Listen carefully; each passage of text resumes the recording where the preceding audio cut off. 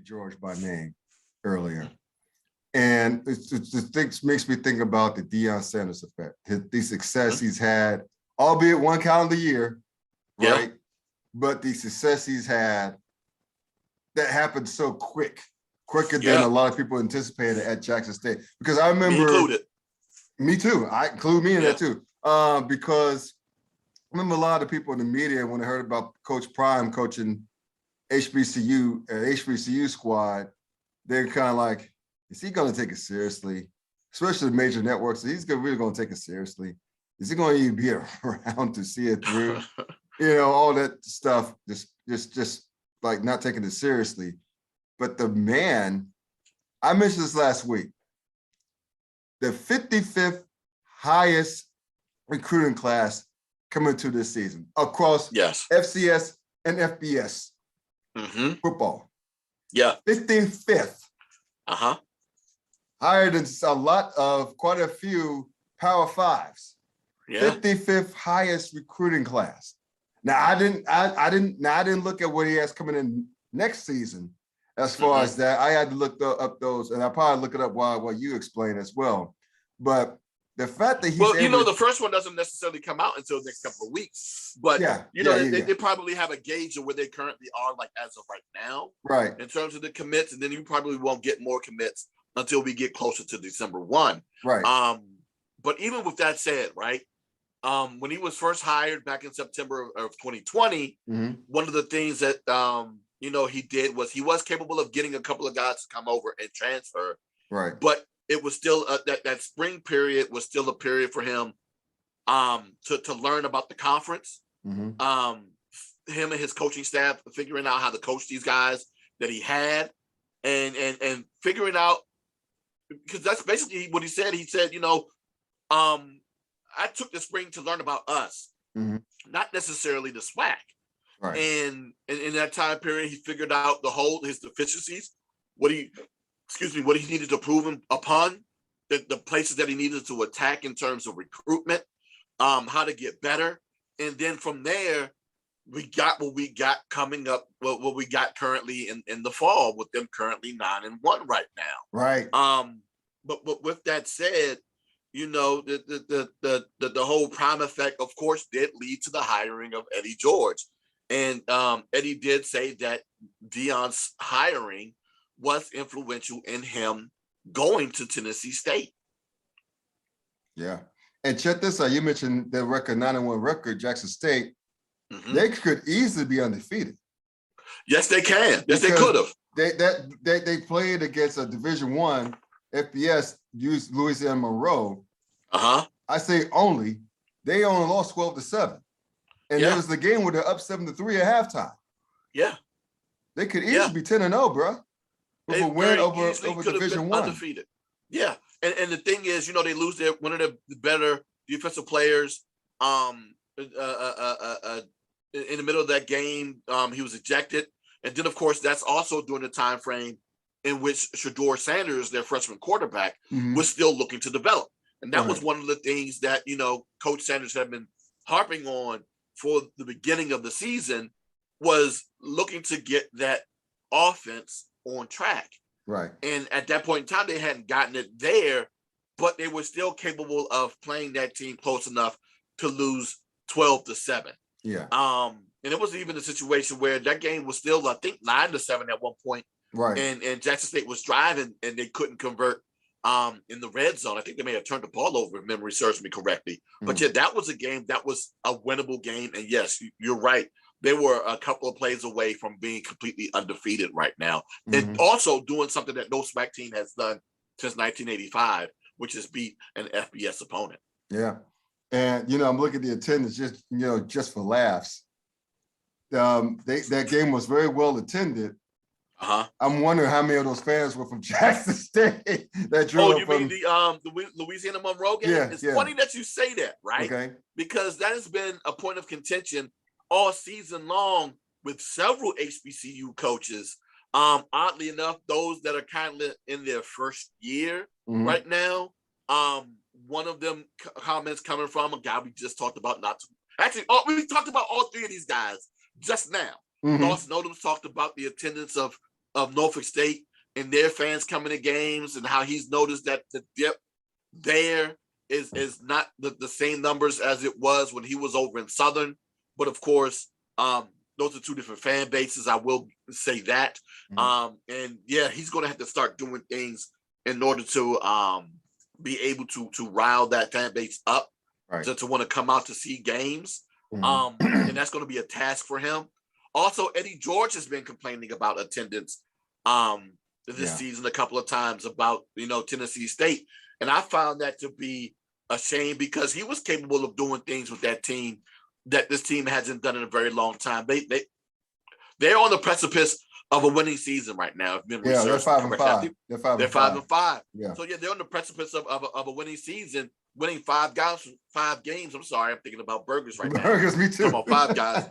They're on the, they're about to win, but they won 5 games. So I think they haven't done in several years now. Then if they can win 6 and go above 500 in a year where they just got their quarterback a month before the season started, and he basically got on that staff a month before the season started. Well, a month and a half before the season started. Right. That says a lot about their program. And then to your point with Deion Sanders and that game you just talked about, he also talked about how he felt bad that the attendance numbers on the Jackson side of that game was very low. To actually quote him in a statement that he made about the attendance for that game, where he said, "Are you fans or are you partying?" Because he commented on how low the attendance was there, but you can go to a HBCU Classic with Jackson State involved, and everybody's there. Right. So which one are you? Are you a fan or are you partying? And then, of course, they had the record attendance of over 50,000 at their homecoming game. Right. And if they're capable of winning the SWAC championship, I'm going to be intrigued to see what attendance looks like for Jackson State in the Celebration Bowl, because it could potentially be insane. You talk about the Deion effect. The Deion effect going back home. He'll be going back home. And he's going back home too. Yeah. It's going to be in full effect there too. So it's going to be very interesting to see exactly how all of this pans out. But it not only affects in terms of attendance numbers, but like you said, it can also affect coaching decisions. And I think you're kind of alluding to it with Grambling. And I just rambled off a few names. All those guys that I just named that's on that list for HBCUsports.com as potential candidates have HBCU connections, if not all are HBCU alums as well. Now, let's be real. If the prime effect comes in, we've talked about this name several times this season. This dude is a Louisiana native. Ed Reed. And you got the two big schools in Louisiana that are looking for head coaches in both Southern and Grambling. And who's to say that both one, if not both of those schools, reach out to him and try to get him to be their new head coach? Because as of right now, Jason Rollins is not doing a good job. He's currently 4-6 all time. Well, not all time, but he's 4-6 overall, 3-4 within the SWAC. Yeah. In his first season as an interim head coach. Yeah. And he's doing it with a bunch of guys. He had a couple guys that were injured, especially his quarterback. He's been dealing with inconsistent quarterback play due to injuries. Yeah. And then he his defensive end and what is the looking it up too? What's that? I said I'm looking it up too while you're talking. Sorry about that. Yeah, I'm trying to remember the defensive lineman's name, and it's killing me because I know Jordan is one of his names. He's the defensive end that won the Buchanan Award during the spring. Okay. But he was also out the majority of the season as well. So you have all of that going on, and this is what you get. And I'm wondering, will that be enough for them to go into a different direction and bring in a new head coach, or do they stick with Rollins going into 2022? I'll say this, man. A lot of people, including present company, kind of banged upon the hire of Deion Sanders, right? But I think we all underestimated the effect, the butterfly effect in this case, because he has his team humming, and they're only going to get better, right? especially the subsequent seasons when he starts to recruit more. And a lot of these kids, I mean, 55th, I'm keep going back to that number. 55th as an HBCU, not only HBCU, but an FCS school. Overall. Yes. That's, if he did that after one calendar year, it's going to go up, man, because they're looking to see what Jackson State could easily be undefeated at 10-0. They're 7-0 in the SWAC. They're 9-1-0, including a very close loss to an FBS side in Louisiana Monroe. I'm telling you, man, the sky's the limit for Jackson State as long as he's there. Now, that's the ultimate wild card. Other schools, we talked about this last week, other schools are to see what he's doing, how he's doing it, how quick he's doing it. Yeah. And they'll be like, well, shit, he's doing it there. What can he do with our resources?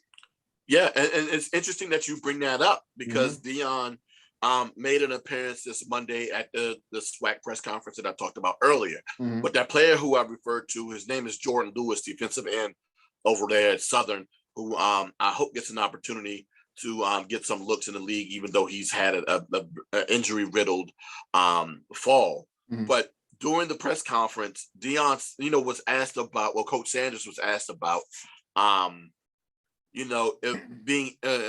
interviewing with Texas Christian last week.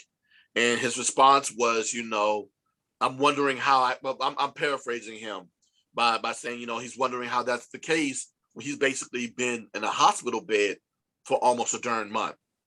And also the fact that, he said that, yes, TCU is interested in my services. A lot of teams are interested in my services. And I saw that that quote went out in Sports Illustrated .com. But the one quote that they left out of that statement was, Ashley Robinson is also interested in my services as well. For those who don't know, of course, Ashley Robinson is the athletics director over there at Jackson State. So, yes, he made it known that there are, people that are interested in bringing him in as a head coach, but he feels as though that he still has a job to do there at Jackson State. Now, whether or not he stays there at Jackson or not is going, of course, it's going to be up to him, but it's going to be a wait and see situation. Right. Because I will say this, yes, he did say that, but he also said before the announcement of him being hired at Jackson State that he wasn't interviewing for that job either. So it is. I just take it with a grain of salt, but at the same time, I can only trust a man as far as his word. So it is what it is, right? Right. So all we can do is just wait and see how that goes down. Yeah.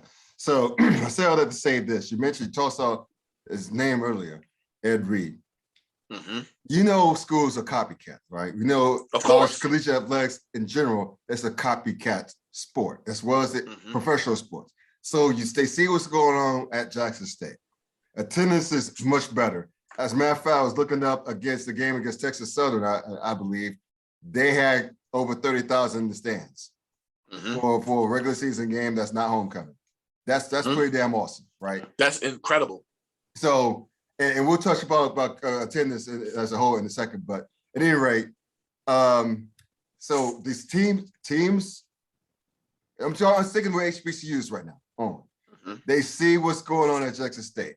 They see what the potential is at Tennessee State with two former NFL stars, one being a Hall of Famer, Deion and Coach Prime, doing it well, and JD George doing the damn thing now at Tennessee State with a great staff that's led by offensive coordinator Hugh Jackson.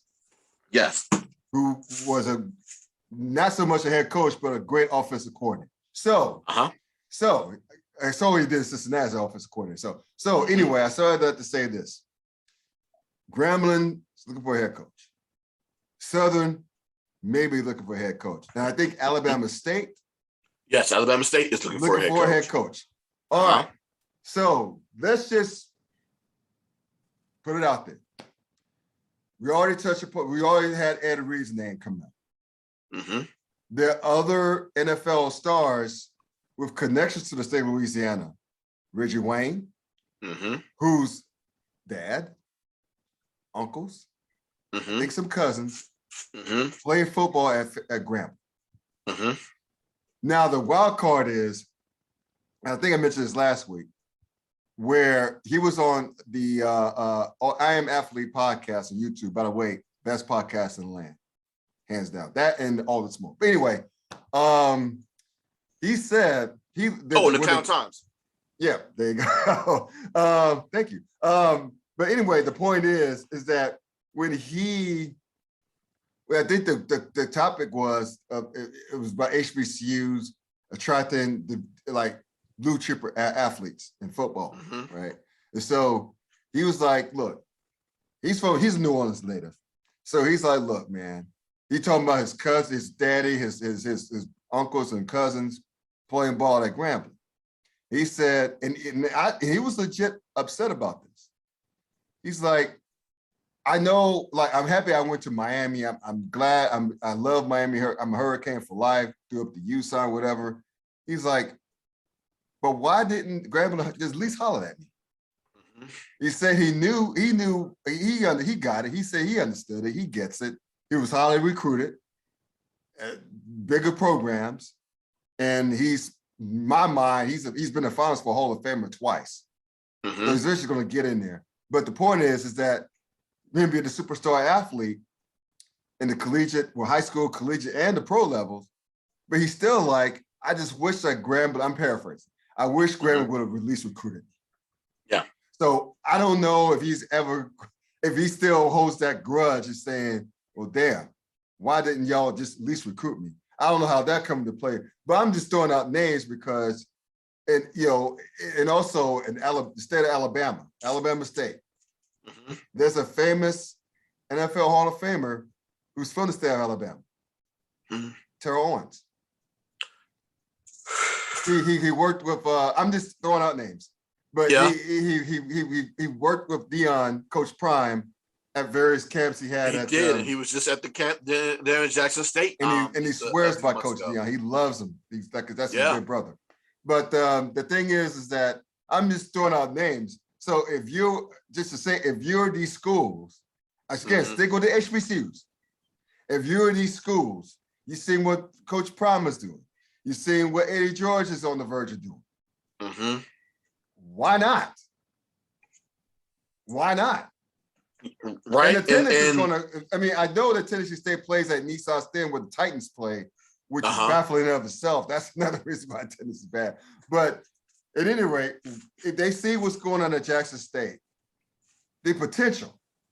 Mm-hmm. Never mind that Florida A&M is pretty damn good too. And they really got great attendance too. But nevertheless, I'm just sticking to this part of the conversation. And probably Prairie View too. Why not? If you look at, and plus, again, two of these schools are brands. Southern and Grambling, they're brands. Huge brands in HBCU why not? Athletics. If you're those two in particular, yes. Why the hell not? Why the hell not? Why the hell but not? The thing is this though, right? And it's interesting that you put those names up because my first thought process is this, right? What is their affinity to want to coach? Correct. I say that though, knowing that Coach Prime wanted to coach. He was already coaching high school. He was already doing camps. He wanted to do an HBCU camp for defensive backs. Right. So he wants to coach. He wants to mold young men. On the converse of that, we got Eddie George, who legit said that he had no interest in being a head coach whatsoever up until seeing that Deion Sanders became a head coach. And from there, he made the decision after praying about it. So you have either side of the coin where it can go either way. Correct. So you're right. when people come out and say that, that might not work with them, and yes, Eddie George might be a one-off situation, but it might not be, right? Because these guys who, matter of fact, Jimmy Smith, wide receiver from Jackson State. We've talked about this on the show before, who, as far as I know of, never had any aspirations of wanting to coach, was intrigued about joining Coach Sanders' staff there at Jackson State. So you don't know what happens and how things and how minds can be changed. And then, of course, if these guys can go ahead and surround themselves with assistants that already know the game, that Right. will be hugely beneficial to them the same way it's been beneficial to both Sanders and Eddie George. Yeah. Yeah. And I'm glad to see a lot of these schools, we'll close the segment on this, getting some shine. I mean, I'm glad that they're getting some shine. I mean, it's too bad it took Coach Prime and it lets us to Eddie George to do it. But I mean, to the fact that they were able to, their influence, probably Coach Prime's more than Eddie George, but still their influence got the likes of Michael Strahan to sponsor suits to a lot of athletes at different SWAC schools, not only just his alma mater, Texas Southern, you know, providing them with suits from his brand name at I think there's JCPenney or something like that, but they're still suits. Yeah. And if a guy at Michael Strahan's influence to do that, that had to be influenced from Coach Prime and Coach George. And, you know, many others too. I can't think, like LeBron James, we talked off camera about that. His, you know, his Nike brand, King, his King like Nike brand, is outfitting FAMU's, at least the basketball squad. I don't know the football squad, but at least the basketball squad. So that's the first school to get that brand. And that's a big brand. I mean, it will never be the Jumpman, to be sure, because Jordan had such a long head start. But you know, still, the fact that LeBron James, who's a Nike client, launching his brand at an HBCU like FAMU, is something. So that's like I said, the Coach Prime effect. And I'm telling you, man, it sounds far-fetched, but to see if Coach Prime continues to have success the way he has, after doing it and after taking on a calendar year to do so, and to see Eddie George continue to improve at Tennessee State, don't sleep on it. I mean, again, it's about how much they want to coach. You're right. The desire to coach of former stars, African-American stars that they want to coach, to get the coaching profession to coach. But if you're these schools, and again, specifically in the SWAC, if you're these schools, maybe the MEAC, but more so the SWAC, because SWAC's it's like the SEC of FCS. If in terms of hype, but if you're these SWAC schools, particularly the two brands, one has a job opening in Grambling, the others may have a job opening in Southern. You see in another brand, Jackson State, get a lot of shine. Why not? Exactly, right? Take these chances. I might attempt to take a chance and see who was at least interested from there. I mean, of course, while looking, because at the end of the day, yes, it is a business, and but it's a combination, of course, generating revenue and winning, and it's a lot easier to generate revenue when you're winning. And if you can go ahead and bring in the right head coach to come in and do that, and then if you got a name attached to it, it makes that thing that much easier. I hate to see that those type of creatures in terms of HBCU fans, where it takes for us to really want to come in and watch teams play when they have a name associated to that program, because it doesn't necessarily just take winning. Because I guarantee you, Prairie View A&M, who is currently 9-2 right now, their attendance numbers probably aren't like Jackson State's numbers right now, but they also got a winning program too. Yeah. Who else can I say that?